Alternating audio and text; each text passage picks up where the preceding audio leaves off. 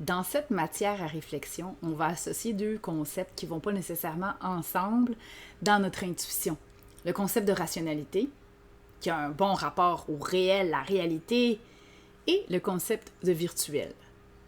Voyons un peu cette autre forme de rationalité que nous pourrions nommer la rationalité virtuelle et qui consisterait à cheminer rationnellement à travers l'ensemble des possibles. Souvent, on oppose virtuel et réel. On dit, c'est quoi le contraire de virtuel? C'est réel. Donc, il y a la réalité qui est là et il y a le virtuel qui n'est pas réel. Est-ce que c'est vrai? En fait, quand on analyse les significations, on se rend compte que virtuel ne s'oppose pas du tout au réel. Le virtuel est réel. Le virtuel fait partie de la réalité. C'est une dimension de la réalité.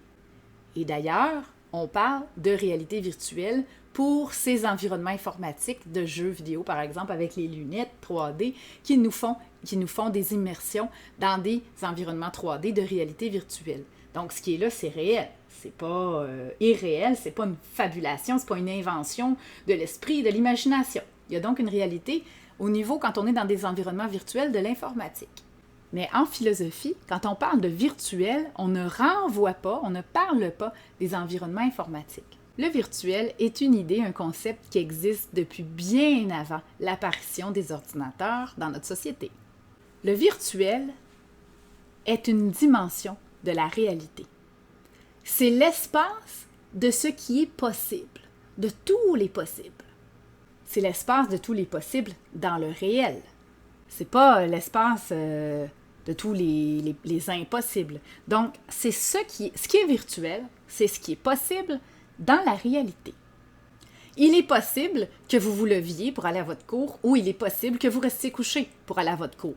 Quand vous êtes il est 7h moins 10, là, puis vous êtes en train de vous réveiller, dans la dimension virtuelle de votre vie, il y a vous qui se lève et il y a vous qui ne se lève pas. Et bien sûr, avec toutes les conséquences qui s'engendrent dans le reste de votre trajectoire de vie si vous décidez de vous lever pour aller à votre cours ou si vous décidez de rester couché et de ne pas y aller. On s'entend là que dans cette petite action-là, vous êtes couché dans le réel et dans le réel, il y a les possibilités qui sont là. Vous allez en choisir une, ou bien vous allez rester couché et l'autre possibilité va s'éliminer, ou bien vous allez vous lever et la possibilité de vous-même qui reste couché et qui ne va pas à son cours, elle disparaît. C'est pas irréel, ça, c'est complètement réel.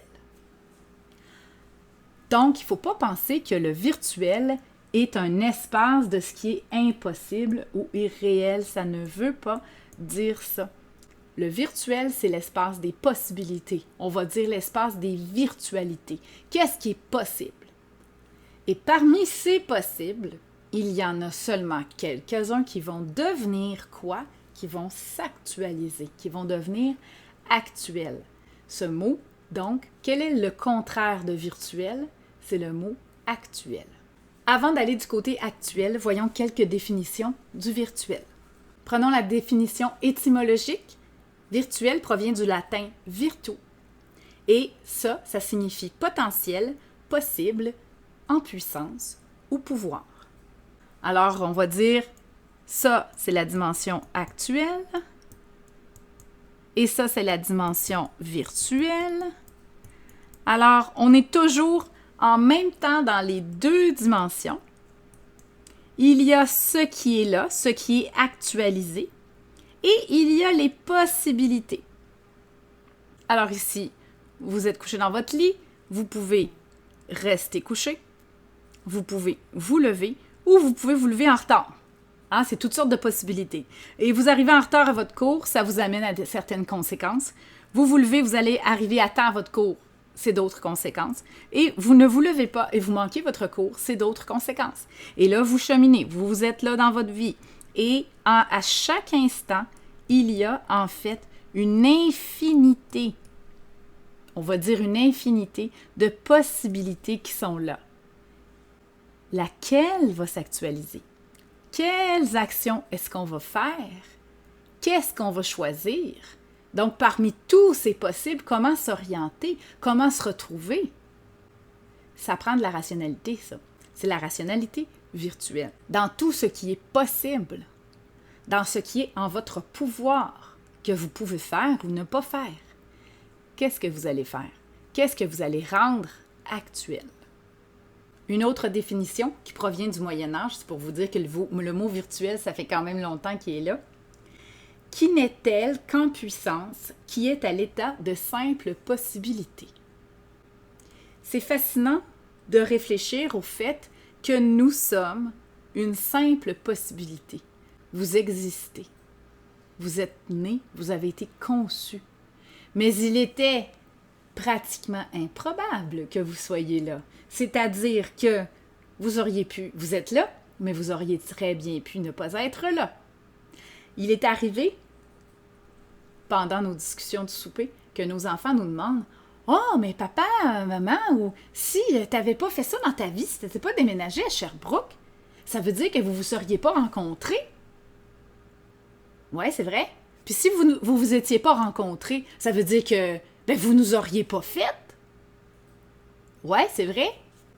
Et là, choc existentiel. Mon Dieu, qu'est-ce qui aurait pu arriver? J'aurais pu ne pas être là. Juste parce que ma mère ou mon père avait raté son entrevue d'embauche, qu'il l'aurait fait habiter dans une autre ville. Et là, ayant raté son entrevue d'embauche, a fait en sorte que finalement, s'est pris une job dans l'autre ville et a rencontré son partenaire, a eu des enfants. Ces enfants-là existent. Eh bien oui, on est tous le résultat de l'actualisation d'une simple possibilité. Hein? On aurait eu juste un petit délai de 2 minutes dans la relation sexuelle, ça aurait été peut-être un autre spermatozoïde qui aurait conquis l'ovule. Donc, quand on réalise à quel point notre vie, on a l'impression que notre vie, c'est solide, c'est dans le béton, on est là, on fait ça, je suis né là, j'habite là, c'est ça, puis bon, mais ce qui est fascinant, c'est quand on entre dans la conscience de la rationalité virtuelle, on se rend compte qu'on est toujours dans les 2 dimensions, c'est-à-dire que la vie actuelle, ce qui est là, ce qui s'est concrétisé comme possibilité, et en permanence, il y a toujours les 1001 possibilités qui sont là. Qu'est-ce qu'on va faire advenir? Qu'est-ce qu'on va travailler pour qu'il arrive? Et qu'est-ce qu'on va éviter? Je vous parle, mes enfants traversent la rue dans quelques instants. Est-ce que je devrais sortir pour les surveiller, pour les faire traverser la rue? Si mon enfant traverse la rue, puis je me dis, bon, c'est pas grave, là, je vais finir mon exposé, puis que je vois, parce que j'ai une fenêtre qui donne sur la rue, sur la traverse de l'école, et que je vois une auto les ramasser. Eh bien oui, en ce moment même, moi je suis, et dans mes possibilités de vie, dans ma dimension virtuelle, il y a la possibilité qu'un ou plusieurs de mes enfants se fassent écraser en revenant de l'école. Et que moi, est-ce que je vais avoir décidé d'aller les faire traverser ou pas? J'évalue qu'ils sont habitués, j'évalue qu'ils le font généralement bien. Je vais terminer la capsule. Mais vous comprenez qu'à chaque instant, on prend des décisions sur ce qu'on fait, ce qu'on ne fait pas. Et que ces décisions qu'on prend dans la dimension actuelle se répercutent sur notre futur. Se répercutent parce que si j'ai toutes les possibilités de vieillir avec mes enfants, je vais être une petite vieille de 80 ans, puis je vais être une grand-mère, puis mes enfants vont avoir des enfants, puis etc.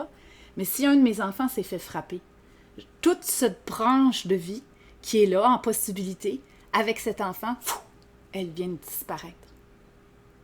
C'est pas irrationnel, ça. C'est une rationalité. Et en fait, quand un être humain développe sa conscience, il prend conscience de toute sa vie, de tout ce qui l'entoure, de tous ses choix, de tout ce qui agit sur lui, de tout ce qui l'influence. Et il prend conscience de tout ce qui est possible, de toutes les possibilités de sa vie. Et il essaye de faire en sorte que ce qui est possible et qu'il désire s'actualise, arrive dans sa vie parce qu'il va avoir fait, par les décisions et les actions qu'il va avoir fait dans sa vie. Alors, virtuel s'oppose à actuel et non à réel. C'est un mot qui est bizarre, actuel. Vous dites l'actuel, c'est ce qui est présent, c'est ce qui est là. Oui, c'est vrai, mais il y a un futur, il y a l'actuel futur. Donc, il y a dans l'avenir ce qui sera actuel dans l'avenir. On peut donc dire l'actuel futur. Actuel, futur. Bon, alors on s'amuse ici, on est dans matière à réflexion. Actuel dérive du latin actus, qui signifie effectif, qui produit son effet. Et ce qui est actuel, c'est parmi toutes ces possibilités dans la dimension virtuelle, c'est ce qui va finir par produire son effet dans le monde. Si on prend mon bébé, mon super bébé virtuel actuel, on pense souvent qu'on est dans la réalité, puis que quand on s'en va dans nos environnements virtuels informatiques, on se déconnecte de la réalité, puis que là, on est coupé de la réalité, puis qu'on est dans le virtuel. Alors déjà là, je vous rappelle, il faut élargir le sens de virtuel. Le virtuel, c'est l'état de toutes les possibilités qui existent. Oui, dans votre jeu Minecraft, vous pouvez faire ci ou faire ça, il n'y a pas grand-chose d'impossible, mais en même temps, oui, parce que vous ne pouvez pas faire n'importe quoi dans Minecraft, OK? Il y a des règles du jeu, il y a un contexte, il y a un environnement, il y a une limite aussi à ce que vous pouvez faire.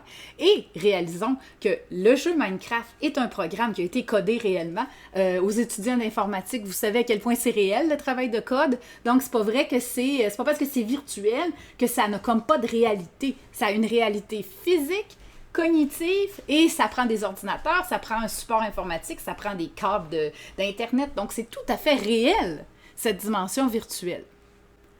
Mais on se rappelle, donc, on élargit le sens du mot virtuel. Et mon bébé virtuel qui est ici, ben c'est vous, c'est nous, c'est moi.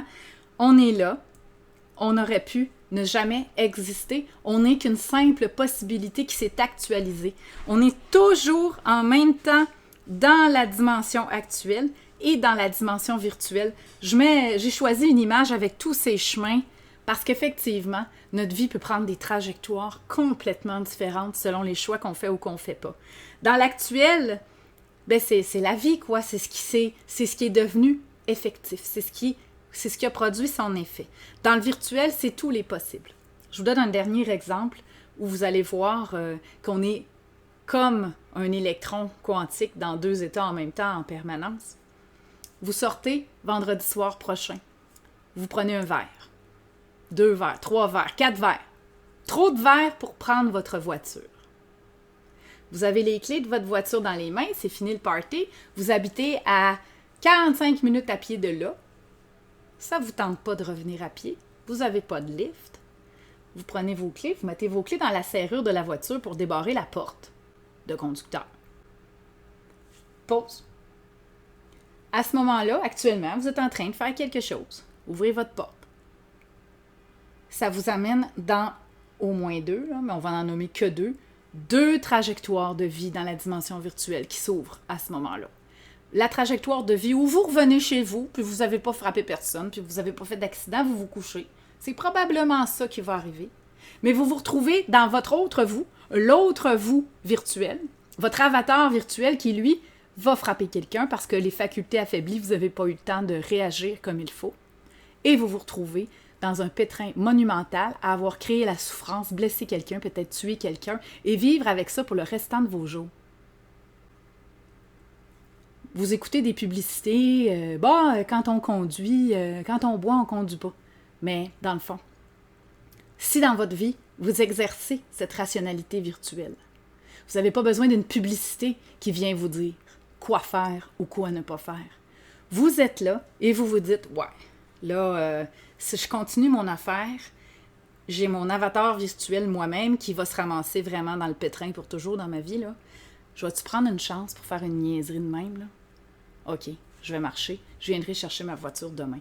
Eh bien, en marchant, en décidant de marcher, vous venez de faire disparaître la possibilité de vous-même qui frappe quelqu'un en état d'ébriété.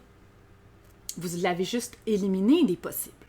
Alors, quand on comprend qu'on a un pouvoir sur des possibles qu'on peut amener, on peut enlever des possibles, on peut créer des possibles, la philosophie essaie d'ouvrir des possibilités d'existence, eh bien là, on se rend compte qu'on a un méchant pouvoir comme être humain. Et si on est dans cette conscience-là, et si on applique la rationalité que j'appelle la rationalité virtuelle, eh bien, on a les meilleures chances d'accomplir la vie et de créer le monde qui sont conformes à nos objectifs et à nos rêves. Alors, mes enfants sont arrivés de l'école. Ben, c'est tout pour cette capsule.